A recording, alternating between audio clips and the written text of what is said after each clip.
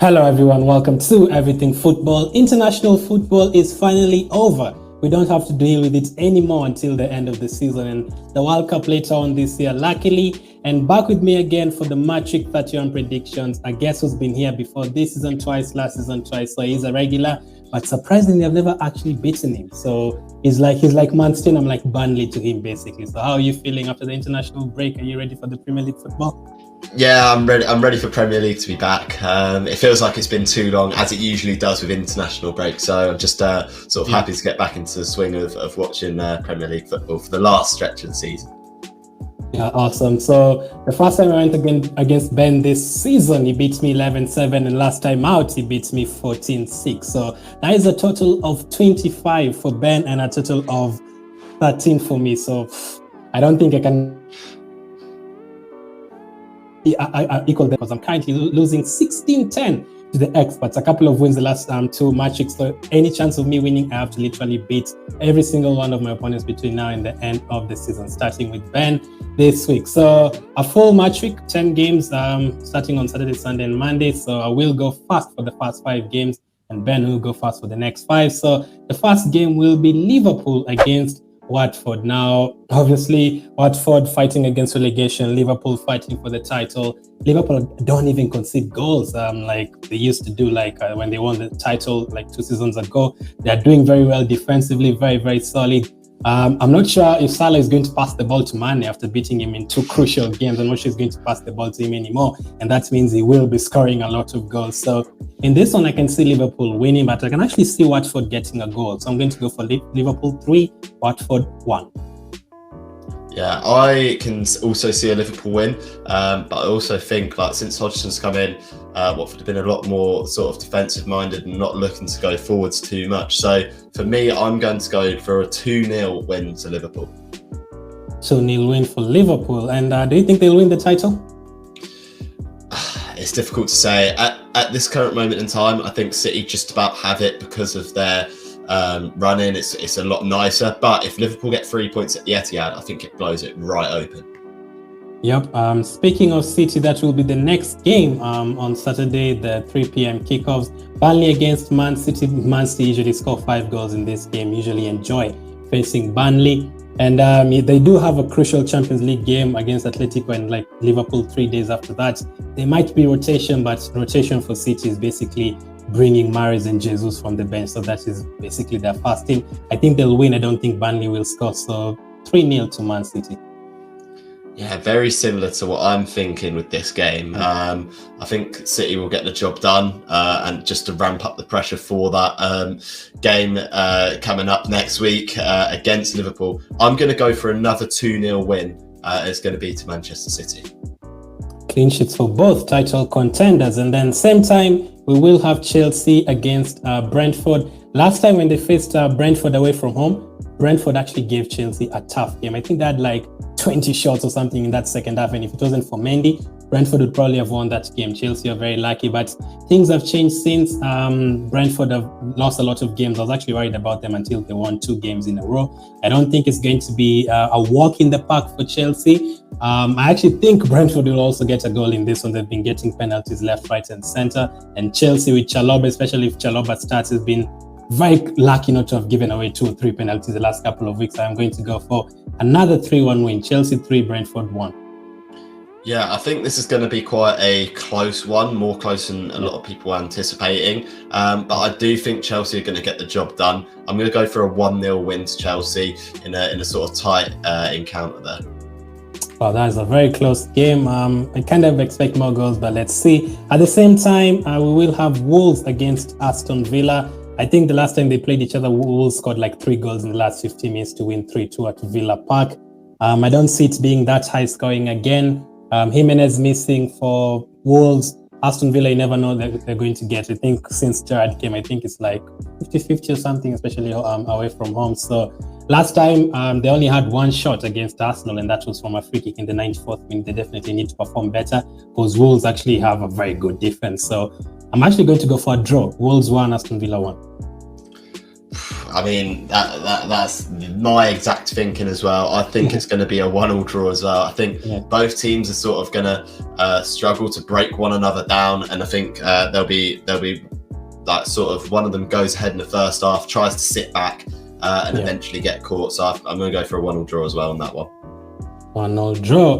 The next one at the same time as well, Brighton against Norwich. Now, Brighton, we just did an FPL stream and Ben pointed out that Brighton have not looked that good defensively. And Norwich, I don't think they've, yes, obviously many people expecting to go like 95%, but if for their fans and for their own team, they still have a chance. There's some time where you're like, yeah, we won't survive, but maybe their players and their fans still believe. And to do that, they actually have to get something from this one. I don't think they will, but I think it's going to be a tight one. I'm going to go for Brighton 2, Norwich 1.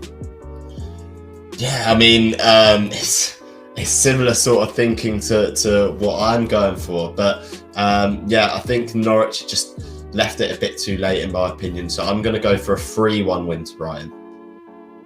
3-1 win for Brighton. They're very mid-table. They're like Arsenal a couple of years ago, Burnley a couple of years ago, where the team that is below them cannot pass them, and the team that is above them are unreachable, basically. So the next 5 games, it will go fast. Leeds against Southampton are playing at the same time as well, 3 p.m. kickouts. What do you expect from that one? Well, I can expect it to be less open than when Bielsa was in charge, to be honest. Southampton haven't looked too great lately either, so I'm going to go for a 2-1 win to Leeds.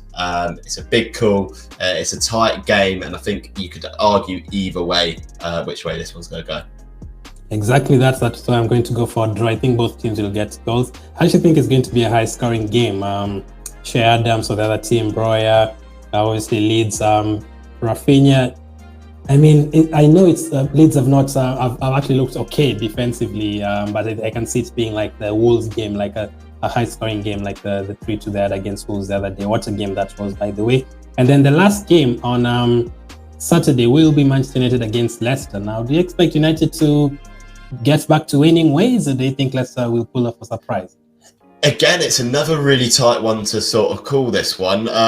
Manchester United obviously have to get a win to sort of keep their hopes up of a top 4 finish, and I think they will do that against this Leicester team. Leicester obviously missing Wilfred Ndidi for the rest of the season, which I think is a massive, massive loss for them. So I'm going to go for a 2-1 win to Manchester United. 2-1 win. Now, Vardy is... I don't know. It usually depends if Vardy is going to play, whether Maddison is going to start. I think he's still like just an extra week off, so I don't expect him to sort of start. The last time Leicester played, they played against Arsenal after Europe, and they rested a lot of players. So they have Europe after this week, and I'm sure they're taking that very seriously. Although it's like 5 days later, it's not like on a Sunday, Thursday. It's like Saturday, Thursday. So I think they could go full team. I'm going to go for a draw. I really want Leicester to win, but I can't see it as well. But I'm going to go for a draw. Manchester United 2, Leicester 2, just because I feel like United usually give chances for players to score. So 2-2 draw there. And then on Sunday, West Ham against Everton. West Ham fighting for the top 4, people might say, and Everton relegation fighting. Do you think they'll pick up a win, or is it another defeat for Lampard's team? I think it's going to be another defeat here for Frank Lampard's team. I think West Ham, talking in terms of FPL terms, they don't really concede hauls against anyone, is what I found out. And it's a really difficult place for any team to go this season. So I'm going to go for a 2-0 West Ham win in this one, and potentially seeing that man on the screen, Ben Rama. Who knows, he could score a goal in that game. Wow, no goal for Everton at all. West Ham are a funny team. Like, I remember them losing at home to Leeds. I remember them, I think it was a draw against Aston Villa at home. No, they actually won, but Jacob Ramsey scored late on. So I think they will concede a goal, but I'm going to agree with West Ham winning. So West Ham 2, Everton 1, another loss for Everton. So do you think they'll survive, Everton? Earlier on in the season, I said they had too much quality, but now, because of their running, I'm really not sure. I think they are in genuine danger of going down. Okay, the next game on Sunday will be Tottenham against Newcastle. A Newcastle team, surprisingly, that is looking at top 10. They get another couple of wins, they could be in the top 10, you never know. So do you think Tottenham will pick up another win, or Newcastle to keep their good run going? I think Newcastle will give them a really good game, but I'm just unsure whether they're going to win in this one. It's going to run close, but I'm going to go for a 2-1 win to Tottenham. I think they'll just have too much for this Newcastle team. I actually agree with that, spot on. I think Tottenham will win, but I think Newcastle will get a goal. I can see it being 2-1 for majority of the game and then Tottenham clinching it in the last minute. So 3-1 to Tottenham. And then the last game on Monday will be Crystal Palace against Arsenal. Now, Arsenal won this game last season. It's not a game I enjoy. What do you think the scoreline will be here? Another difficult one, really, for Arsenal. Crystal Palace away is a tough game. I can see Palace sort of frustrating them, but I'm going to go for a 1-0 Arsenal win. I think they'll just have enough to get through this game. Wow, 1-0. Now, I can see Arsenal keeping a clean sheet in this one. I think the pace of Zaha and an Olise player that you really know, like, has looked very good. They have a lot of strikers. Most of them don't play a lot of minutes, but someone like a Benteke, every time he plays against Arsenal, he scores. So I'm going to go for Arsenal to win, but very tight game. I can see us getting a goal like in the last 10 minutes or something. 2-1 to Arsenal. And then those are the 10 predictions. Next up are the bonus questions. As usual, one player to definitely score this week, Ben. I'm going to go very safe with this one, and I'm going to go for Mohamed Salah to score. I think he'll get the job done against Watford.